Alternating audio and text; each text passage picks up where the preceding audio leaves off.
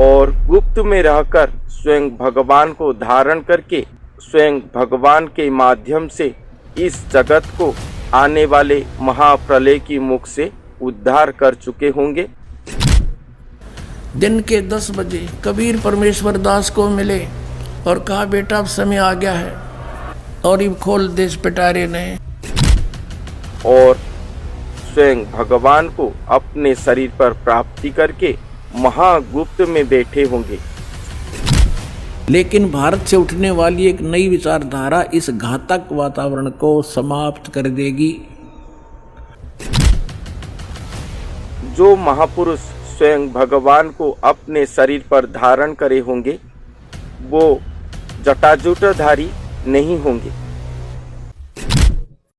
इस कलियुग पर ऐसे ही बैठेंगे या और कोई अवतार लेंगे? ये प्रश्न को सुनकर श्री भगवान कहते हैं कि इस कलियुग पर मैं और 2 अवतार लूंगा, एक बुद्ध स्वरूप और दूसरा श्री कल्कि अवतार।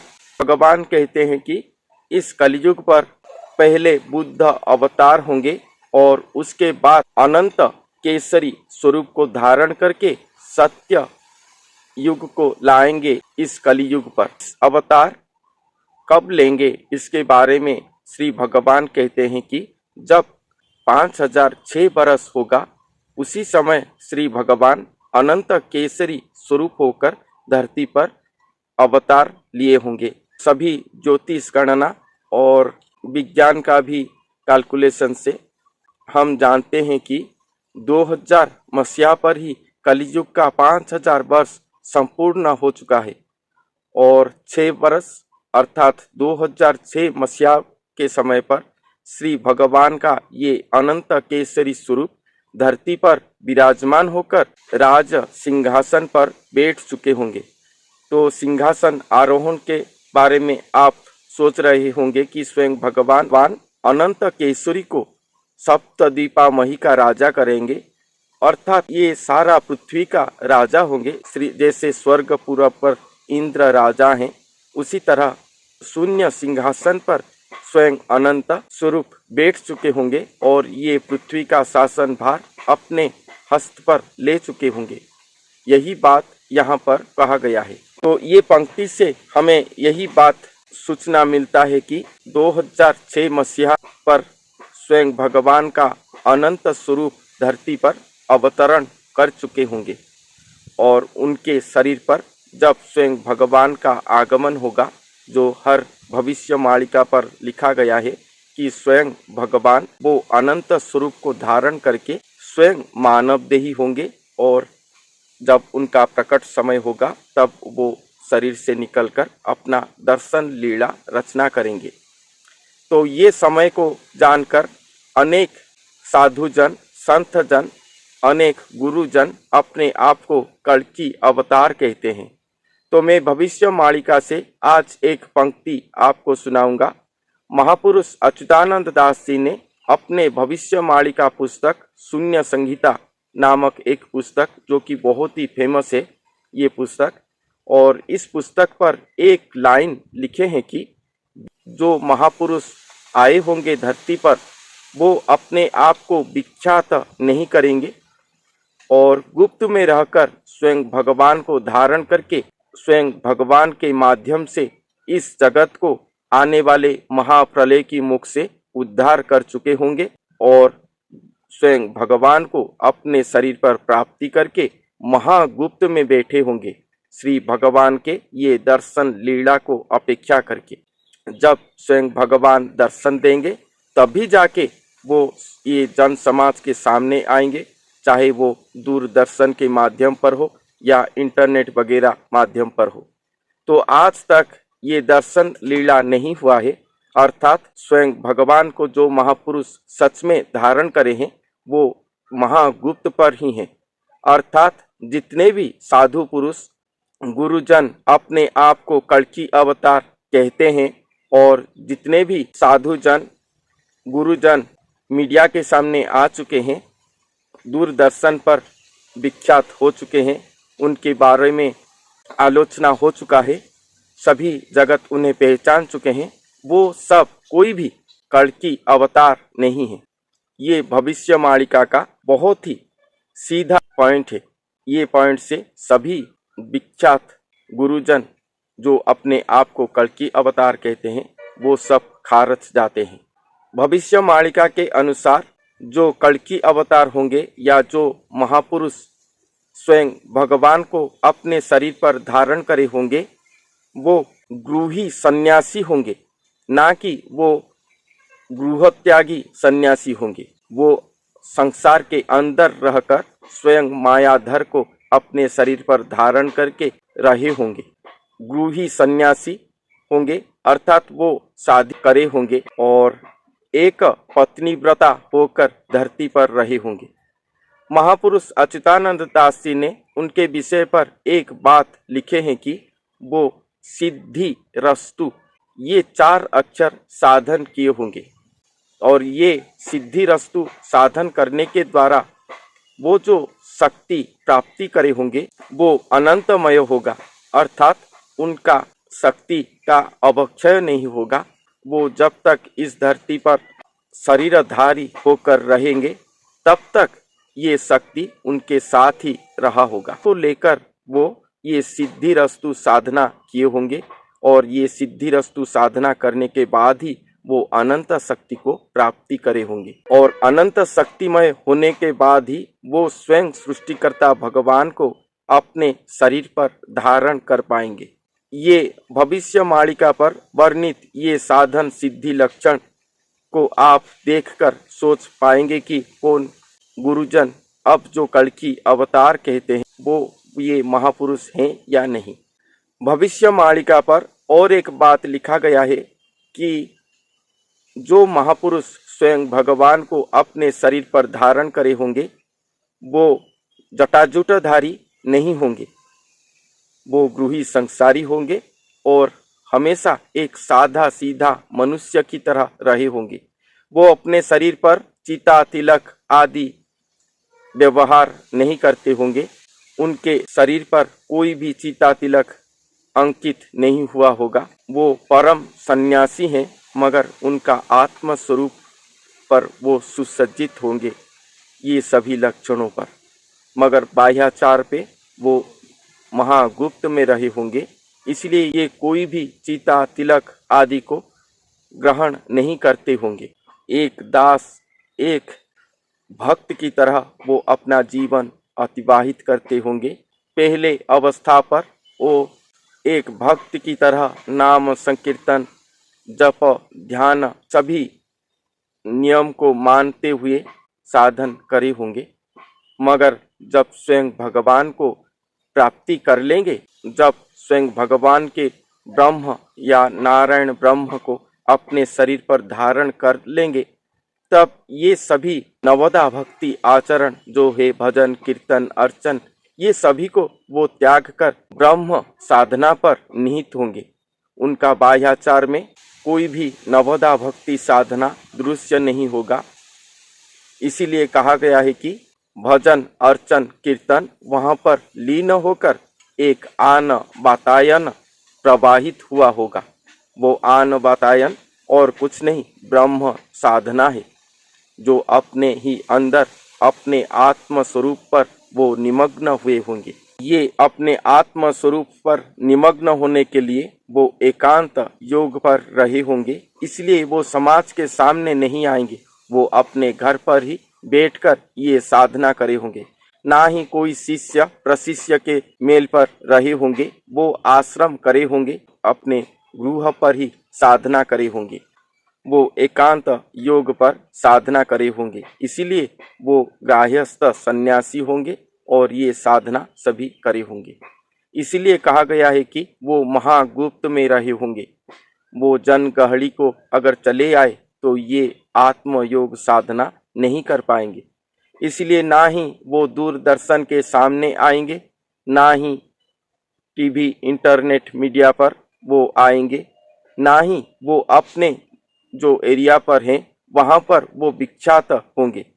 वो अपने घर पर ही निमग्न होकर श्री भगवान के दर्शन लीला के अपेक्षा पर ही रहे होंगे। वहाँ पर वो महागुप्त में रहकर महागुप्त पर ही ये महाप्रलय को खंडन करके ये जगत को उद्धार कर चुके होंगे और अपने आप को विख्यात न करके महागुप्त में बैठे होंगे। यही बात भविष्यवाणिका पर लिखा गया है। इसलिए 1997 में इसी फाल्गुन शुक्ल की एकम को अमावस्या से अगले दिन के 10 बजे कबीर परमेश्वर दास को मिले और कहा, बेटा अब समय आ गया है और ये खोल देश पिटारे ने। अब ये समझ, आप ये नो सोचोगे भाई बना के कह रखी बात तेरा रामपाल को मिले। एक तो पुस्तक दास ने लिखी थी भक्ति और भगवान 2005 में, उसमें लिख रखा है यही बात। और आज दिखाते हैं 2008 में आध्यात्मिक ज्ञान गंगा नामक पुस्तक लिखी थी, उसमें भी दास ने लिख रखा है, ये देखना 2008 से इसमें लिखा है यही वर्णन। आध्यात्मिक ज्ञान गंगा जो आपके करकमलों में उपलब्ध है, इसको इसके 538 पृष्ठ पे ये है आध्यात्मिक ज्ञान गंगा और ये 538 पृष्ठ पे यहाँ देखिएगा। मुझ दास रामपाल दास को परमेश्वर कबीर साहिब जी संवत 2054 फाल्गुन मास शुक्ल पक्ष एकम मार्च में 1997 को दिन के 10 बजे मिले थे तथा सार शब्द की वास्तविकता तथा संगत को दान करने का सही समय का संकेत देकर अंतर्ध्यान हो गए थे और इसको परमात्मा के मिलन को अगले आदेश तक रहस्य युक्त रखने का आदेश दिया था। बोलो सतगुरुदेव।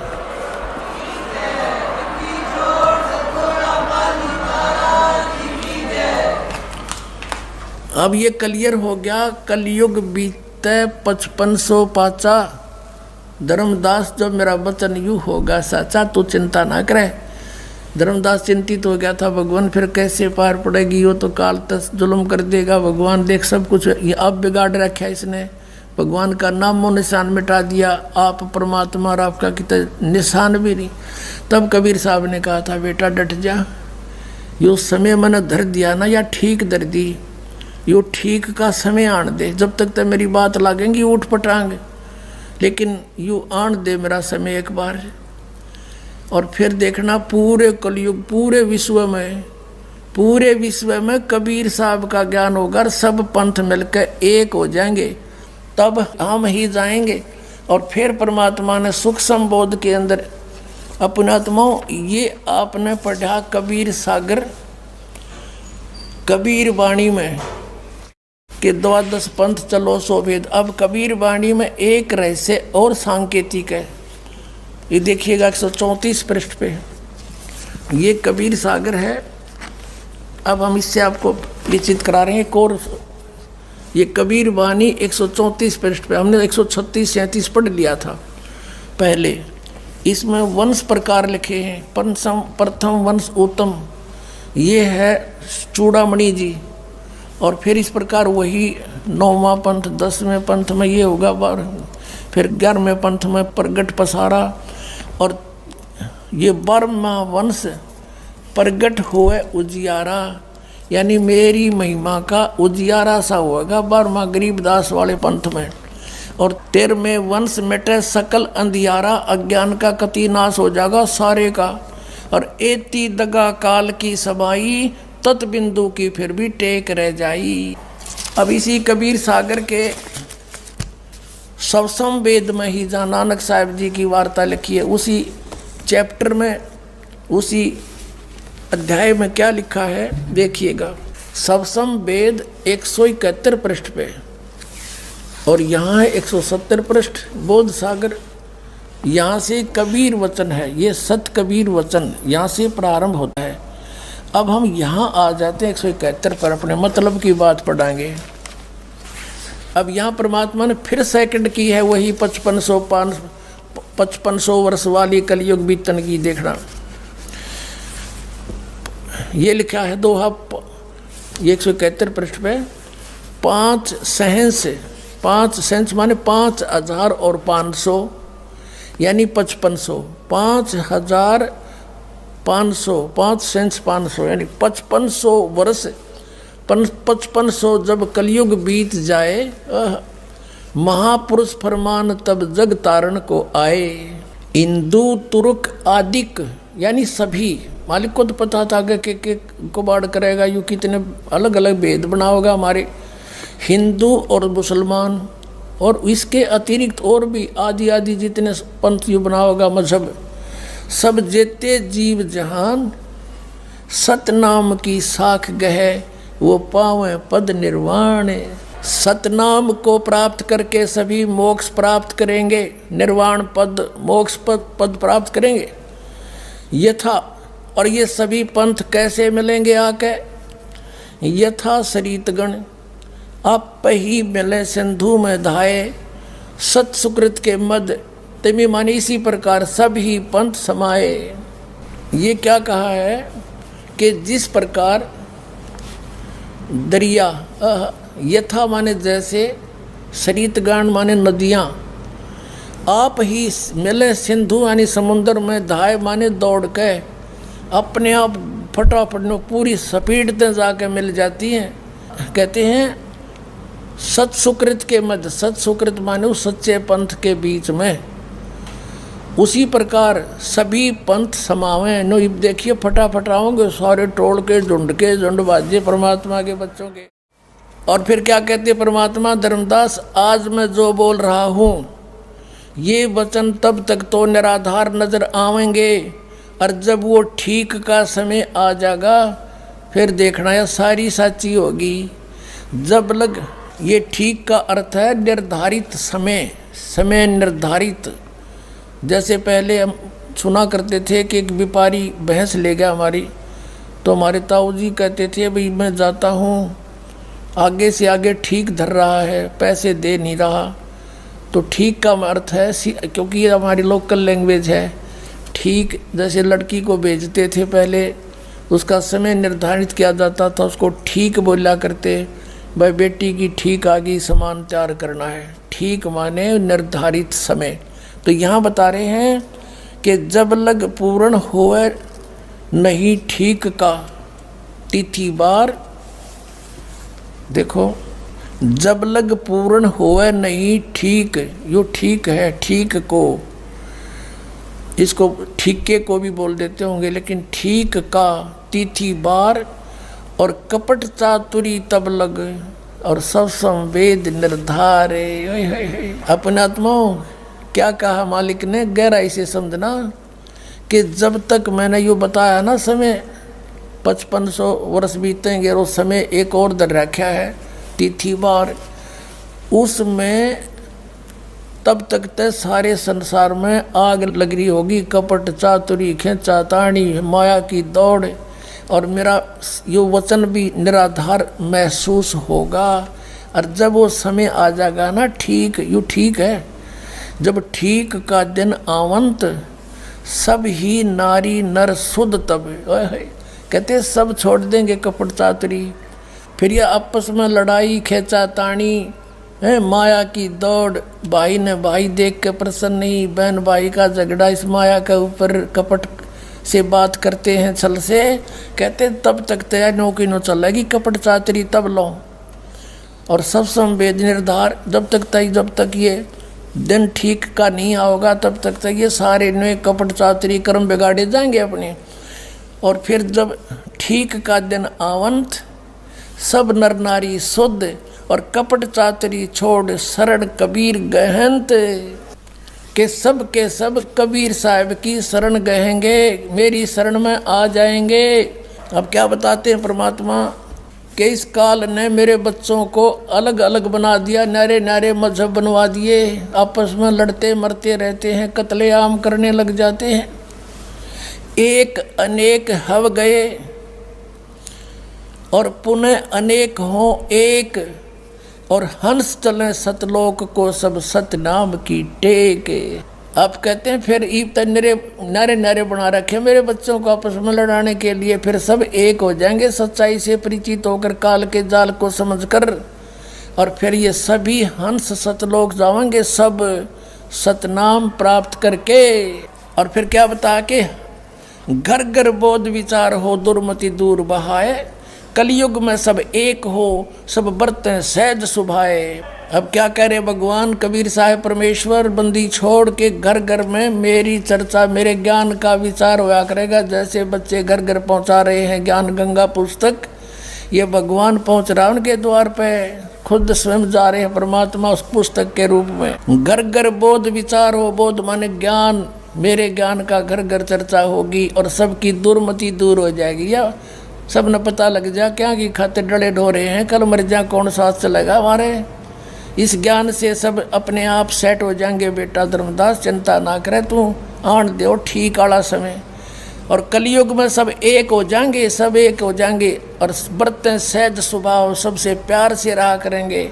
आपस में सतयुग जैसा माहौल बन जाएगा। और कहा उग्र का शूद्र हो, उग्र मानिए डाकू चोर हत्यारे, कहते चाहे कोई भी किसाए भी हो, हर एक सब की भवभीर, यानी सब एक हो जाएंगे, कत्ती संसार में अलग नहीं रहेंगे। और सो समान समदृष्टि समरथ सत कबीर, कहते वो कौन होगा? सो समान समदृष्टि है, वो सबके ऊपर एक दृष्टि रखेगा, वो है समरथ सत कबीर। बोलो सतगुरुदेव।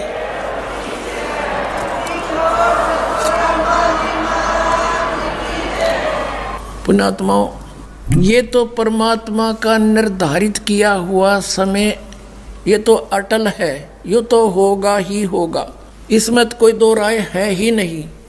जैसे परमात्मा ने सारे भूगोल को बना रखा, खगोल को, और खगोल में ये पृथ्वी भी आती है, अंतरिक्ष में घूम रही है, और इसका समय निर्धारित है कि उस महीने में इस तिथि को इस समय सूर्योदय होगा।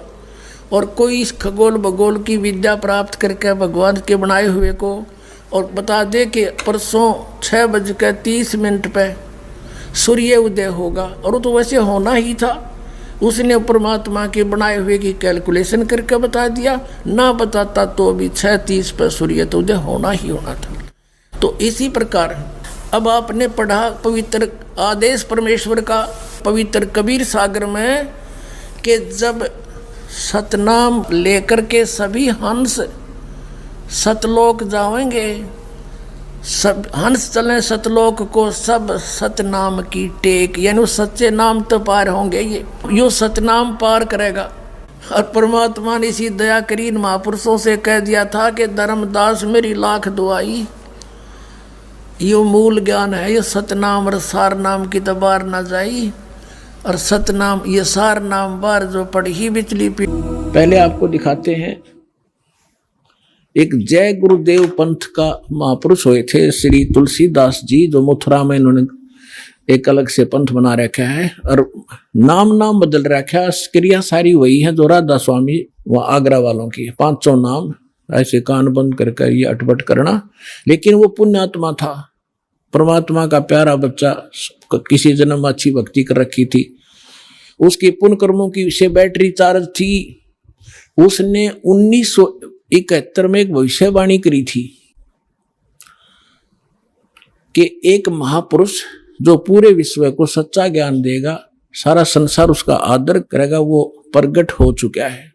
अब आपको उनकी शब्दों में सुनाऊंगा, अच्छा लगेगा। देखिए, जय गुरुदेव की अमरवाणी भाग 2। ये कहां से छपी है देखिएगा। ये है श्री तुलसीदास जी, अब तो चले गए, जाए न जाना था। जय गुरुदेव की अमरवाणी, शाकाहारी सदाचारी बाल संघ से संकलित, प्रकाशक दिव्या शर्मा, 88 साकेत कॉलोनी, मथुरा, उत्तर प्रदेश। और मूल्य इतने, मुद्रक है अर्जेंट प्रिंटर्स, पुराना बस स्टैंड, मथुरा, उत्तर प्रदेश। ये है वो महापुरुष। अब इसके चिल्ले क्या कहते हैं? विश्व को शांति अब इन्हीं से मिलेगी। जब तक ये यहाँ रहे डूणा नाश हो गया विश्व का, शांति नाम की चीज नहीं। अब आपको दिखाते हैं, इसके 58 पृष्ठ पर ले चलते हैं। 59 पृष्ठ पर देखिएगा, 59 पृष्ठ है 59।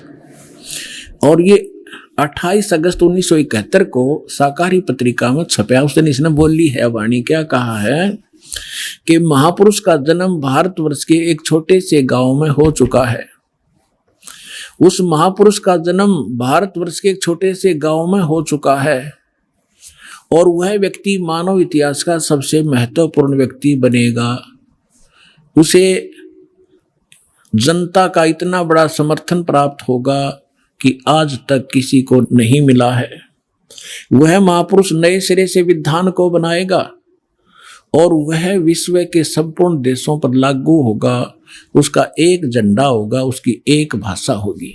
28 अगस्त 1971 को इस तुलसीदास जय गुरुदेव वाले पंथ के प्रवर्तक ने ये भविष्यवाणी तो आगे की, उसने बता दी कि इसमें भविष्यवाणी भी है कैसा होगा और यथार्थ वर्तमान वाणी बता दी। उसका जन्म हो चुका है 1971 में 28 अगस्त को। फिर लोगों ने पूछा कि भगवान ये तो बताओ वो कहाँ है, आप इतना जानते हो तो ये भी बता दो वो कहाँ है, कौन से गांव में है, छोटे से गांव में, ताकि हम उसको खोज लें।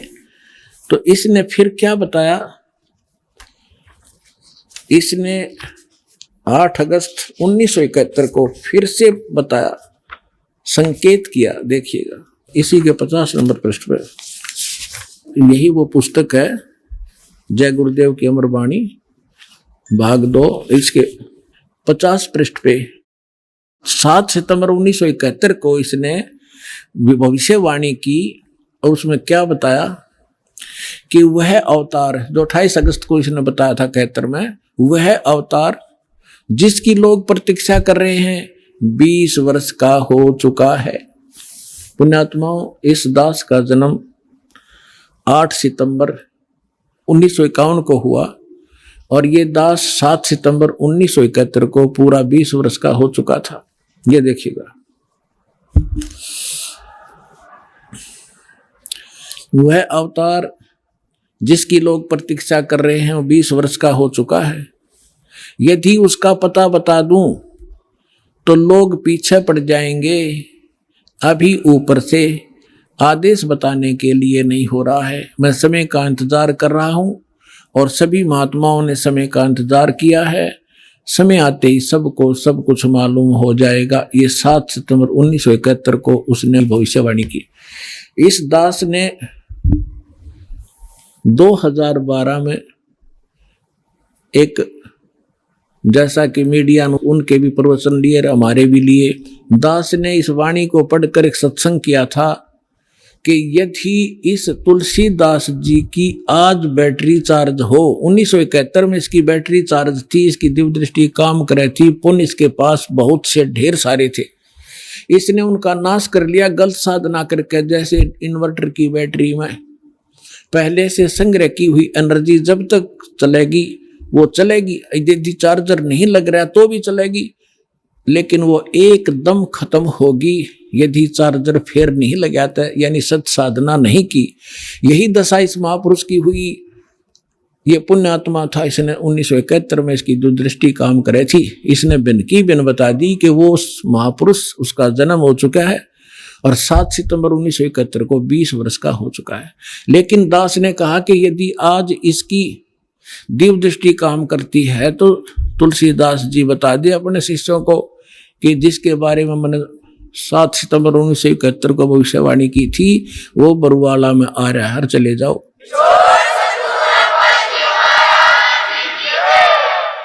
लेकिन ऐसा ना करके बल्कि विरोध किया उसके अनुयायियों ने, तो परमात्मा ने उसको इसीलिए जीवित रखा था। 108 वर्ष का हो गया था कि शायद यो अपने ऊपर से भार तार दे और मेरा काम हल्का हो जाए, भगवान ने सोचा था।